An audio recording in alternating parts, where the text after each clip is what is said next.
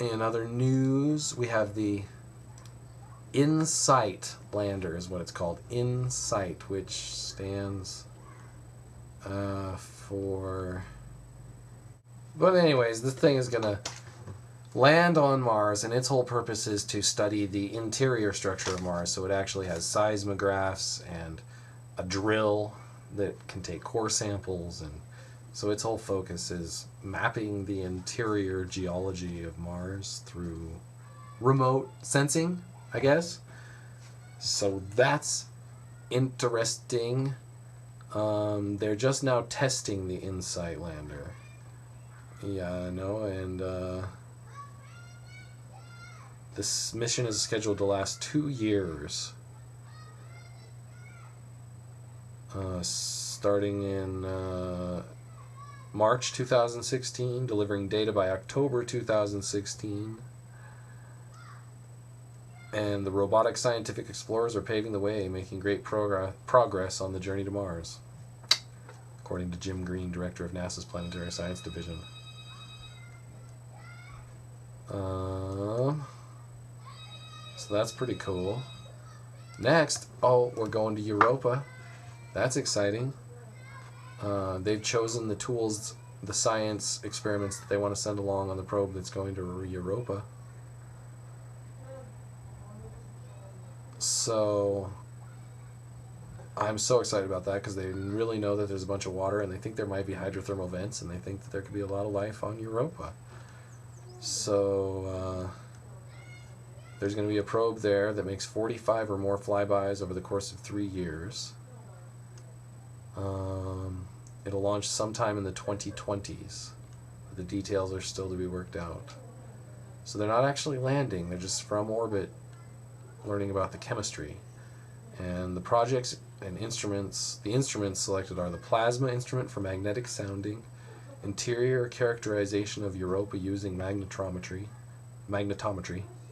mapping imaging spectrometer for Europa, Europa imaging system, radar for Europa assessment and sounding ocean to near surface, Europa thermal emission imaging system, mass spectrometer for planetary exploration Europa, ultraviolet spectrograph Europa, surface dust mass analyzer. So sometime you can look into that in depth, but those are the experiments on board.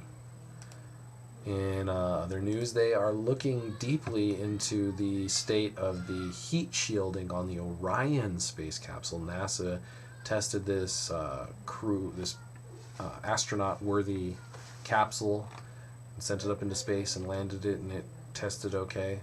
They want to send people into Mars in it eventually, and right now they're just carving out these squares of the heat shielding with sensors in them and stuff, and they're going to do all this testing to try and redesign it. So they have a lot of questions just to make sure everything goes right. Ceres, we're getting better and better pictures of Ceres. Those bright spots are still a freaking mystery. It's a frustrating thing because they sent these new images back just a couple days ago, and they're right. They have this really high resolution close-up right next to the spots, but they didn't get the spots, so I don't know what's going on with that. Also, we have this probe, the Cassini probe, out by Saturn and Jupiter, and it's going by Hyperion. Hyperion is one of Saturn's moons, and it's this weird ass moon that just looks like a weird potato that's all spongy. It has these deep craters, these deep pock marks. It's not really like craters, it's more like a honeycomb sponge sort of structure. And so we're taking pictures of that.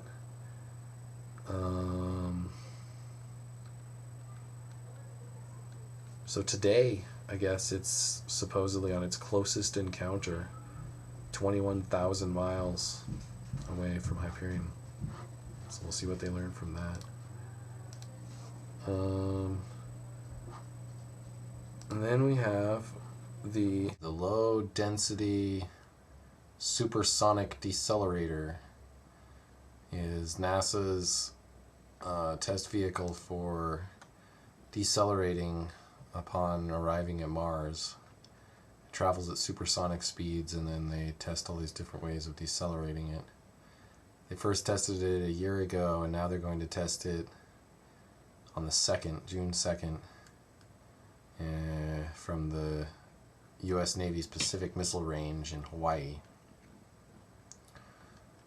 It just actually got blessed by some Hawaii native elder today.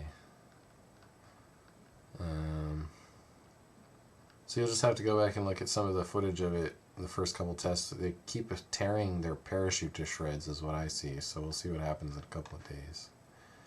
Anyways, that's it for Spacey Thoughts.